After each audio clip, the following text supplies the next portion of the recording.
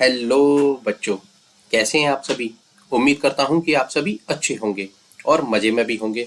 बच्चों, मैं आलोक सिंह, आपका मैथ टीचर, आज आपको क्लास 7 की मैथ की प्रश्नावली 6.5 के बचे हुए प्रश्न यानी कि प्रश्न नंबर 5 से आगे के प्रश्न इस वीडियो में कराऊंगा। और ना सिर्फ कराऊंगा बल्कि ऐसे कराऊंगा कि मेरा कमजोर से कमजोर छात्र जो गणित के बारे में कुछ भी नहीं जानता या जो गणित से बहुत डरता है, इस वीडियो को देखने के बाद उसे भी गणित के सवाल समझ आने लगेंगे और कुछ समय बाद वह गणित के सवालों से खेलना सीख जाएगा। तो बच्चों, स्वागत है आप सभी का आपके अपने YouTube चैनल ई ब्लैक बोर्ड में। यहाँ हम मैथ सिखाते हैं बहुत सरल तरीके से। तो देर न करते हुए चलिए वीडियो को शुरू करते हैं। प्रश्न नंबर 5। एक पेड़ भूमि से 5 मीटर की ऊंचाई पर टूट जाता है, ठीक है। उसका ऊपरी सिरा भूमि को उसके आधार से 12 मीटर की दूरी पर छूता है, ठीक है। पेड़ की पूरी ऊंचाई ज्ञात कीजिए। अच्छा, देखिए बच्चों, जैसे मान लेते हैं ये कोई एक पेड़ है, ठीक है। ये एक पेड़ है हमारा कोई। वो क्या करता है कि ये इसकी एक जमीन है, ठीक है। अब वो कह रहा है, प्रश्न को थोड़ा ढंग से पढ़िए, कि पेड़ भूमि से 5 मीटर की ऊंचाई पर टूट जाता है। ये जो जमीन है ना, यहाँ से 5 मीटर की ऊंचाई यहाँ तक है, वहां से किसी भी कारण टूट जाता है, ठीक है। तो ये दूरी कितनी है? 5 मीटर की, यहाँ से टूट जाता है। तो टूट कर करेगा क्या? उसे आना तो जमीन पर ही है, ऊपर हवा में तो लटकेगा नहीं। तो टूट कर वो जैसे इस तरफ गिरता है, तो कहाँ गिरेगा? ये यहाँ से यहाँ गिर जाएगा, ठीक है। अच्छा, अब आगे पढ़िए। वो कह रहा है कि इसका जो ऊपरी सिरा है, ये ऊपरी सिरा ये वाला भूमि को उसके आधार से 12 मीटर की दूरी पर छूता है। जो इसका आधार है वहां से 12 मीटर की दूरी पर जमीन से ये छूता है। जब गिरेगा तो यहाँ गिरेगा ना, तो ये दूरी इसके आधार से कितनी है? 12 मीटर, ठीक है बच्चों। अच्छा, अब एक बात बताइए, वो आपसे पूछ रहा है कि पेड़ की पूरी ऊंचाई ज्ञात कीजिए। आप बता सकते हैं? हाँ, क्यों नहीं। यदि हमें ये नीचे वाली ऊंचाई तो पता है, ये ऊपर वाली ये वाली और पता चल जाए तो हम इन दोनों को जोड़ देंगे, इसको और इसको जोड़ देंगे तो हमें हमारी ऊंचाई पता चल जाएगी। लेकिन एक बात सोचिए, ऐसे तो आप नहीं बता सकते कि ये ऊंचाई कितनी है। यदि आपको कुछ थोड़ा सा समझ में आ रहा हो, यदि आप इस ऊपर की ऊंचाई को हटा दें यहाँ से, तो अब ये आपको कैसी आकृति दिख रही है? कुछ समकोण जैसी आकृति दिख रही है ना आपको। यहाँ ये एक समकोण जैसी आकृति बन रही है ना, ये समकोण वाला कोना हो गया। तो अब ये समकोण के सामने कौन सी भुजा होती है? आप बता सकते हैं? हाँ बिल्कुल, समकोण के सामने भुजा होती है कर्ण। ये कर्ण हो गया, ये आधार हो गया, ये लंब। अब आप पाइथागोरस का सूत्र लगाकर इस कर्ण को निकाल सकते हैं। हाँ, बहुत सरल है। इसे क्या है, ये तो बहुत सरल सवाल है, निकाल देंगे। चलिए अब इसको विधिवत रूप से करते हैं, ये तो आपको समझाने के लिए था, ठीक है। देखिए, तो हम लिखेंगे, माना त्रिभुज ABC, ये जो त्रिभुज ABC है ना, टूटने से पहले पेड़ की स्थिति है। जो पेड़ टूटा था ना, उससे पहले की स्थिति है, ठीक है। पेड़ बिंदु C से टूटता है। बिंदु C से ही तो टूटा था। यहां से यहां तक की दूरी कितनी थी? 5 मीटर। यहीं से पेड़ टूटा था और टूटकर इसका बिंदु A, ये जो ऊपर वाला बिंदु A है ना, भूमि पर बिंदु A पर मिलता है। यहां से टूटकर ये यहां गिरा तो बिंदु A पर मिल गया, ठीक है। अब हम क्या लिखेंगे? हमें जो दिया है प्रश्न में वो लिख देंगे हम। जैसे दिया है AB हमारी कितनी है? 12 मीटर। ये आधार हमारा 12 मीटर है। BC 5 मीटर है, ठीक है। AC हमें निकालनी है, यानी कि हमें कर्ण पता करना है। B बिंदु हमारा समकोण है, ठीक है। समझ में आया बच्चों? चलिए, अब तो कुछ नहीं है, अब आपको वही कर्ण बराबर आधार का वर्ग प्लस लंब का वर्ग वाला सूत्र लगाना है और अपना कर्ण निकाल देना है। कर्ण ही तो पूछा है, चलिए निकालते हैं। हम लिखेंगे समकोण त्रिभुज ABC में कर्ण का वर्ग बराबर होता है आधार का वर्ग प्लस लंब का वर्ग, ठीक है। कर्ण हमारा क्या है? AC भुजा। तो हम लिखेंगे AC का वर्ग बराबर होगा क्या? आधार का वर्ग। आधार कितना है? 12 मीटर, यानी कि 12 का वर्ग प्लस लंब कितना है? 5 मीटर, तो 5 का वर्ग, ठीक है। यहां तक समझ में आया बच्चों? आ गया होगा, कुछ नहीं है, मैंने तो बस डिजिट लिख दिया सूत्र के अंदर, ठीक है। AC निकालना है तो AC का वर्ग बराबर 12 का वर्ग क्या होता है? 12 गुणा 12, 12 12 144 होता है। पता है ना आपको? अब तो याद हो गया होगा आपको। करे हैं आपने या नहीं? मैंने पिछली वीडियो में आपको बताए थे कि आपको 1 से लेकर 30 तक अपने वर्गों को याद करना है। कर लिए होंगे ना? चलिए, नहीं किए तो कर लीजिए। चलिए, अब 5 का वर्ग, 5 का गुणा 5 में, 5 गुणा 5 वर्ग होता है 5 25, ये होता है आपका 25। ठीक है, अब इन दोनों को जोड़ दीजिए तो AC का वर्ग आपका हो जाएगा 4 और 5 9, 6 सॉरी 4 और 2 6 और 1 169। ठीक है, AC का वर्ग कितना हो गया? 169। अब AC निकालनी है तो AC को तो रखिए, यहाँ वर्ग है, इस वर्ग का पक्षांतर कर दीजिए तो क्या होगा? जब आप वर्ग को पक्षांतर कर देंगे तो ये वर्गमूल का निशान चढ़ जाएगा इस पर, यानी कि ये टोपी पहन लेगा। अब आप एक बात बताइए, 169 का वर्गमूल क्या होता है? 169 का वर्गमूल होता है 13 गुणा 13, यानी कि ये 13 का वर्ग होता है।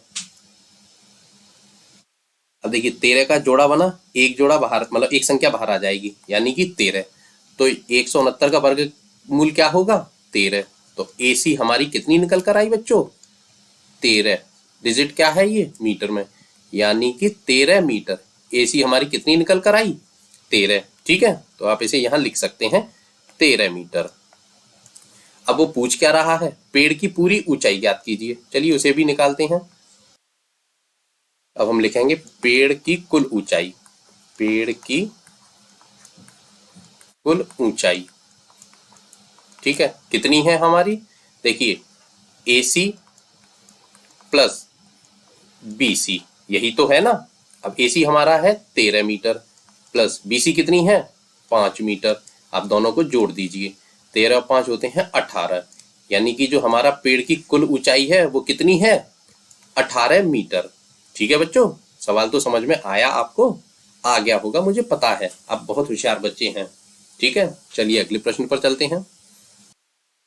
प्रश्न नंबर 6, त्रिभुज PQR में कोण Q बराबर 25 डिग्री है तथा कोण R बराबर 65 डिग्री है। ठीक है, निम्नलिखित में से कौन सा कथन सत्य है? देखिए यहाँ ये हमको एक त्रिभुज दिया है PQR और यहाँ हमें कुछ कथन दिए हैं। देखिए ये कथन कुछ नहीं है, वही है जो आपका पाइथागोरस का सूत्र होता है ना, वही यहाँ तीनों लिख के दे दिए हैं। मतलब वो आपसे पूछ रहा है कि ये जो त्रिभुज है वो पाइथागोरस के कौन से नियम को फॉलो कर रहा है, मतलब कि कौन सी भुजा कर्ण है, कौन सी आधार है और कौन सी लंब। आप बता सकते हैं? जब तक नहीं बता सकते आप, जब तक आपको समकोण त्रिभुज ना पता चले। अब यहाँ कहीं समकोण त्रिभुज दिया है? नहीं दिया, मतलब समकोण वाला कोना तो आपको दिया नहीं है, आप बता भी नहीं सकते। तो पहले तो हमें उसे निकालना पड़ेगा। कैसे निकालेंगे? देखिए एक कोण दिया है और दो कोण दिया है, पहले आप तीसरा कोण निकालिए, तब हो सकता है आपको समकोण वाला कोना मिल जाए। चलिए पहले तो उसे निकालते हैं।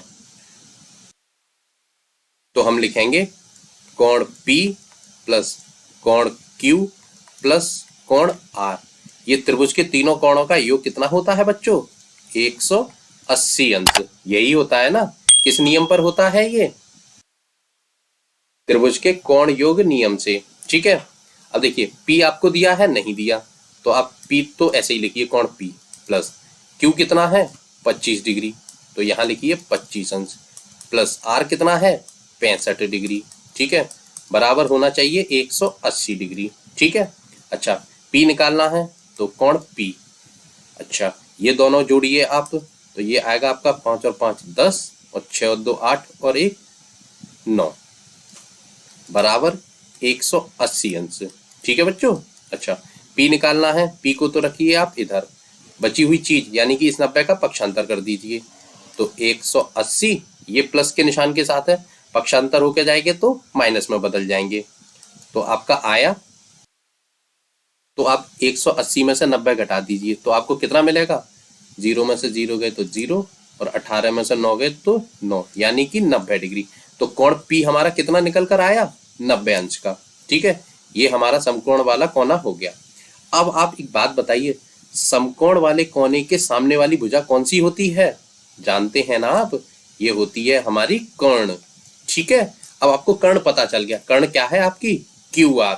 ठीक है, आधार क्या है? ये आपका आधार हो गया। अच्छा ये क्या हो गया आपका? लंब।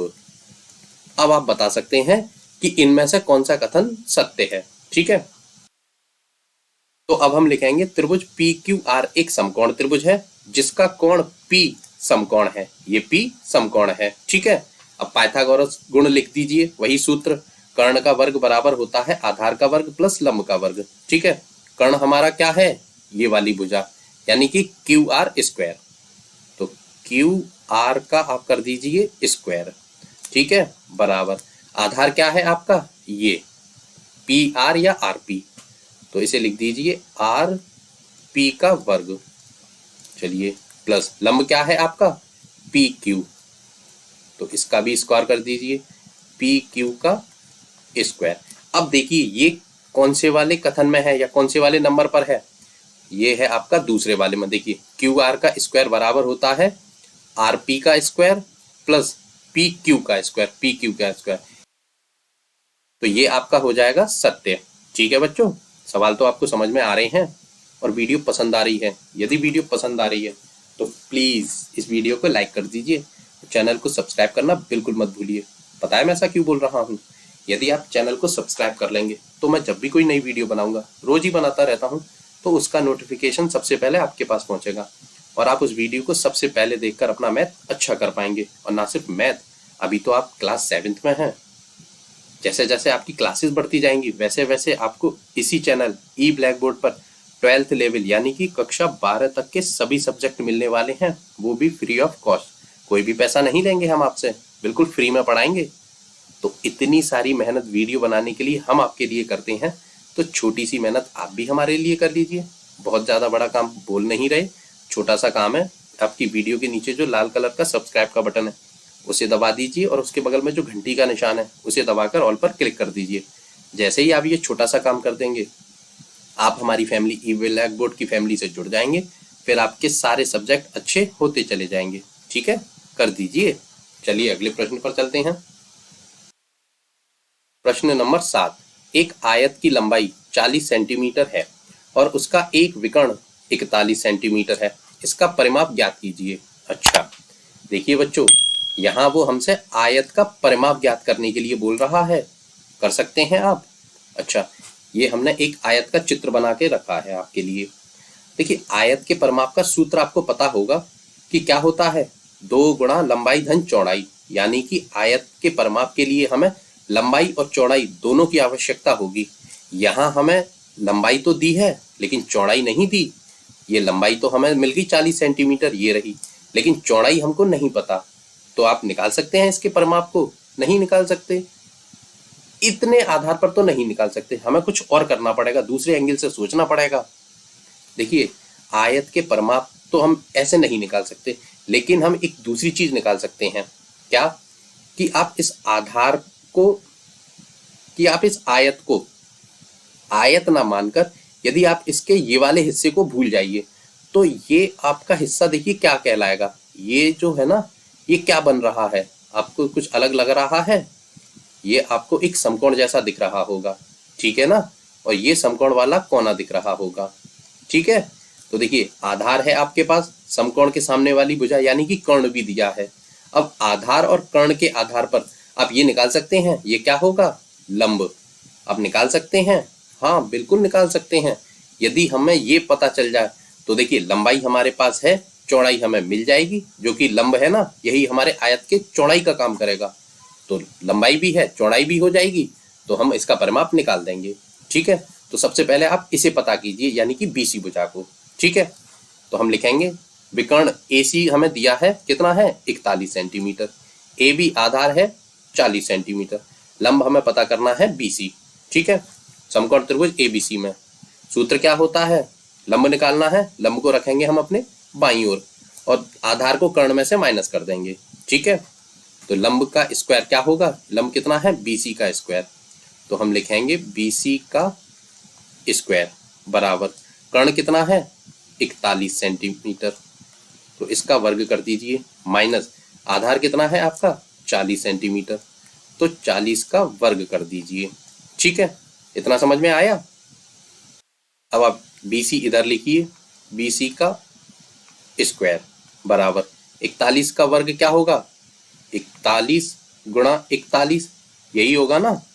अब इसे तो आप याद भी नहीं कर सकते, नॉर्मल कीजिए, 1 और 4, इसका 4 एकम 4 और 4 चौक 16, 1 4 और 4 8 6 और 1, यानी कि 1681। 41 का वर्ग क्या आया? 1681। ठीक है, माइनस का निशान। अब आपको 40 का वर्ग करना है। 40 का वर्ग, इसे भी करिए। 40 गुणा 40, 4 चौक 16, 2 जीरो, यानी कि 40 का वर्ग आया आपका 1600।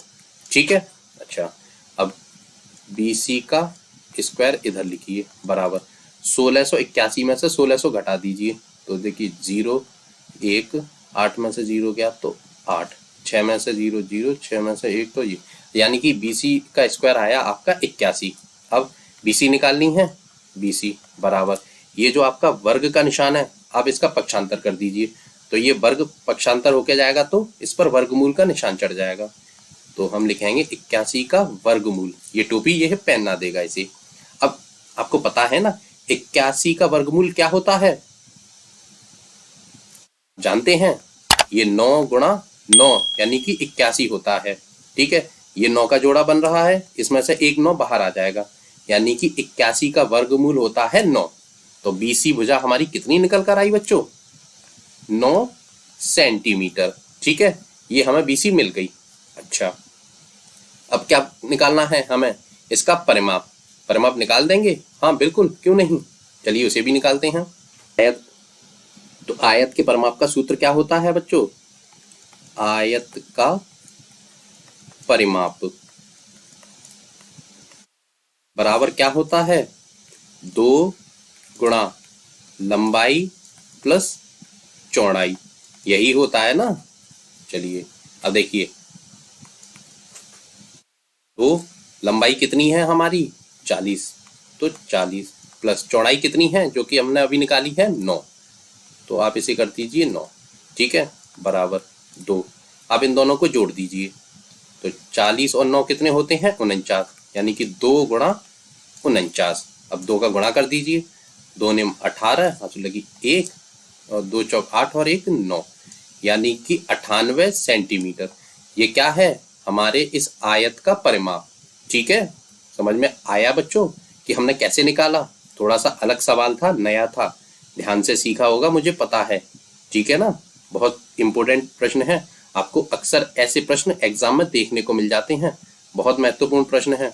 यदि समझ में नहीं भी आया हो ना, तो इस वीडियो को एक बार बैक करके यानी कि पीछे करके थोड़ा सा और ध्यान से समझना, वैसे मुझे पता है आ गया होगा। चलिए अगले प्रश्न पर चलते हैं। प्रश्न नंबर 8, एक समचतुर्भुज के विकर्ण 16 सेंटीमीटर और 30 सेंटीमीटर हैं, इसका परिमाप ज्ञात कीजिए। मतलब वह हमसे समचतुर्भुज का परिमाप ज्ञात करने के लिए बोल रहा है, विकर्ण दिए हुए हैं। आप निकाल सकते हैं, देखिए निकाल लेंगे, थोड़ा सा समझ लेंगे तो निकाल देंगे। सबसे पहली बात, समचतुर्भुज होता क्या है? आप इस आकृति को जानते हैं, ये क्या होता है? वर्ग, जानते हैं ना, और ये है आपका समचतुर्भुज। अब दोनों में अंतर क्या होता है? मैंने यहाँ दोनों क्यों बनाए हैं? देखिए, जो आपका वर्ग होता है ना, उसको ही कोई शरारती बालक यदि इस कान से पकड़े और इस कान से पकड़े, मतलब इस कोने से पकड़े और इनको थोड़ा सा खींच दे, यानी कि इसके दोनों कान पकड़ के खींच दे, तो आपकी समचतुर्भुज बन जाएगा। मजाक है, समझा रहा हूं।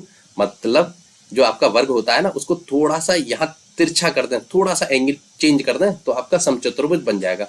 इसकी चारों भुजाएं बराबर होती हैं, जैसे वर्ग की चारों भुजाएं बराबर होती हैं, इसकी भी चारों भुजाएं बराबर होती हैं।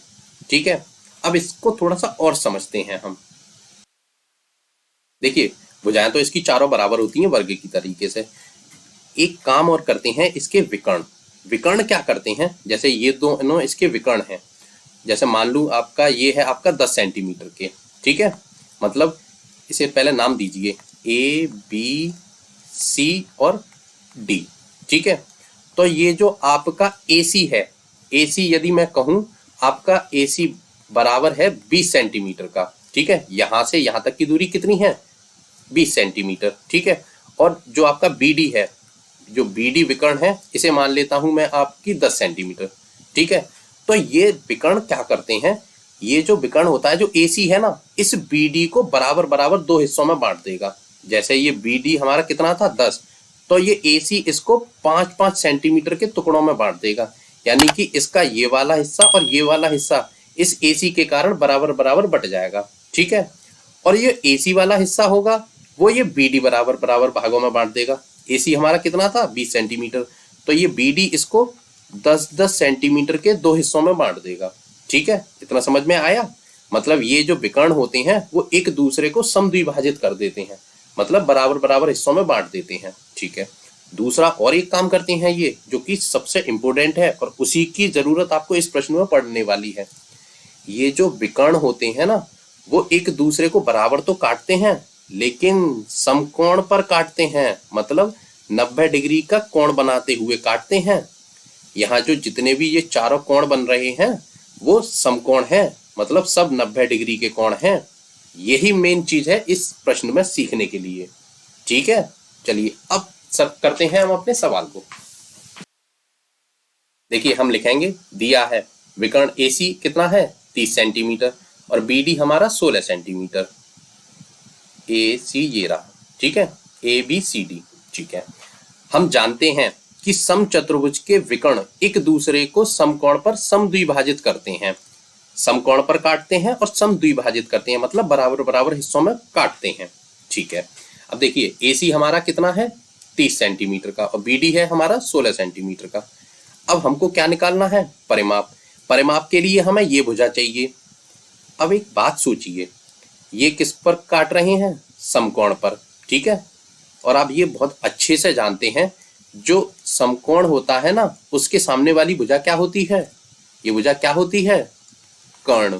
थोड़ा अलग तरीके से सोचना पड़ेगा, अब सवाल कठिन होते जा रहे हैं, छोटे स्तर के प्रश्न नहीं रहे। यदि आप नहीं सीखेंगे तो आप अपने एग्जाम में इस प्रश्न को नहीं कर पाएंगे। तो अपने आंख, कान और दिमाग तीनों चीज खोल लीजिए, बहुत इंपॉर्टेंट प्रश्न है ये, ठीक है।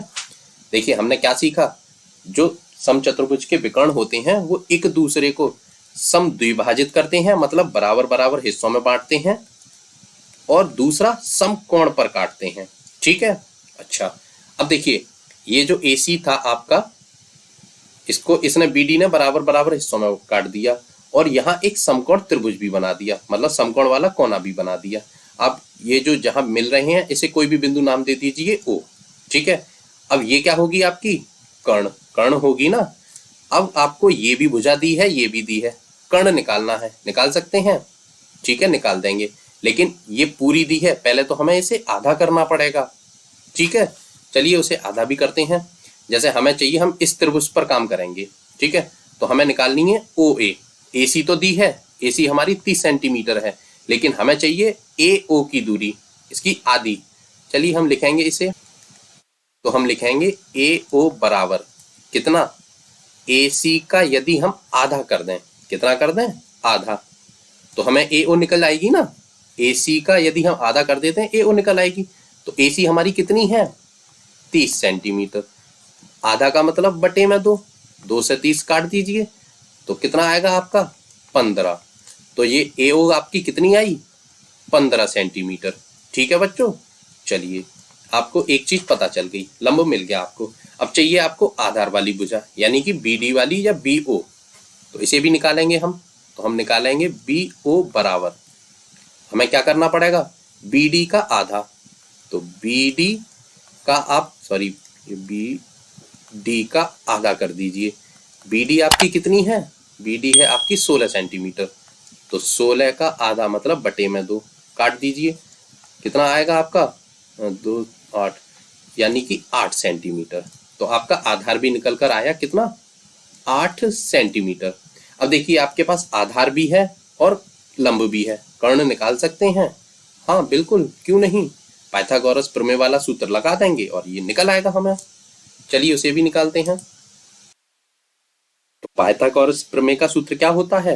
कर्ण का वर्ग बराबर होता है आधार का वर्ग प्लस लंब का वर्ग, ठीक है। कर्ण हमें निकालना है, यानी कि AB निकालनी है, तो हम लिखेंगे AB का स्क्वायर, यानी कि वर्ग, बराबर आधार कितना है हमारा?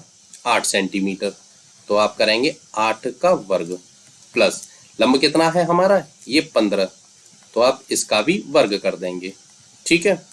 चलिए तो AB का वर्ग होगा हमारा ऐसे ही लिख देंगे। 8 का वर्ग यानी कि 8 गुणा 8, 8 8 16, वो सॉरी 64, तो आपका आएगा 64, ठीक है। प्लस 15 का वर्ग कीजिए, 15 का वर्ग मतलब 15 गुणा 15, 15 गुणा 15 कितना होता है 225, याद हो गए होंगे अब तो आपको 225, ठीक है। अब AB का वर्ग बराबर इन दोनों को जोड़ दीजिए, 5 और 4 9, 2 और 6 8 और 2, ठीक है। तो AB स्क्वायर यानी कि AB का वर्ग कितना आया आपका 289। अब इसे कीजिए यहाँ थोड़ी, अब इधर करेंगे हम AB, ये जो स्क्वायर है वर्ग है ना दूसरी तरफ चला जाएगा, तो जब वर्ग दूसरी तरफ जाता है तो वो वर्गमूल के निशान के रूप में जाता है, ठीक है, ये तो आप जानते होंगे। अब हमको 289 का वर्गमूल पता करना है। आपको याद होगा 289 किसका वर्ग होता है, 289 होता है आपका 17 का वर्ग। किसका होता है 17 का। जब 17 गुणा 17 करेंगे तो आपको मिलेगा 289, ठीक है।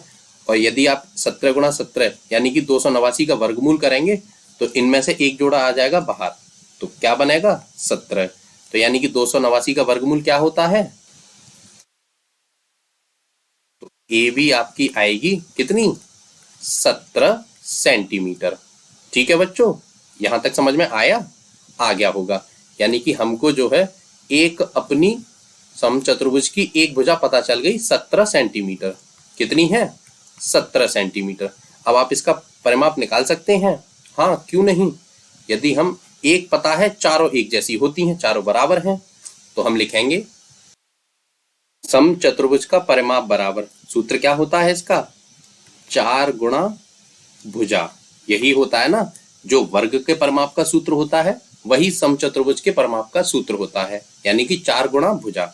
अच्छा, तो हम लिखेंगे 4 गुणा भुजा कितनी निकल कर आई है इसकी अभी 17, तो आप इसे भुजा की जगह 17, ठीक है। अब इसका गुणा कर दीजिए, 17 चौक कितने होते हैं 68, 17 चौक 68 यानी कि 68 सेंटीमीटर। तो हमारे समचतुर्भुज का परिमाप कितना निकल कर आया 68 सेंटीमीटर, ठीक है बच्चों। सवाल तो आपको समझ में आ रहे हैं और वीडियो पसंद आ रही है। यदि वीडियो पसंद आ रही है तो प्लीज प्लीज प्लीज इस वीडियो को लाइक कर दीजिए और चैनल को सब्सक्राइब करना बिल्कुल मत भूलिए। पैसे नहीं लगते चैनल को सब्सक्राइब करने के, आपका ही फायदा है इसमें। यदि आप चैनल को सब्सक्राइब कर लेंगे तो आप हमारी सारी वीडियो समय पर मिलती रहेंगी और आप उसे देखकर अपने सारे सब्जेक्ट अच्छे करते रहेंगे, ठीक है ना।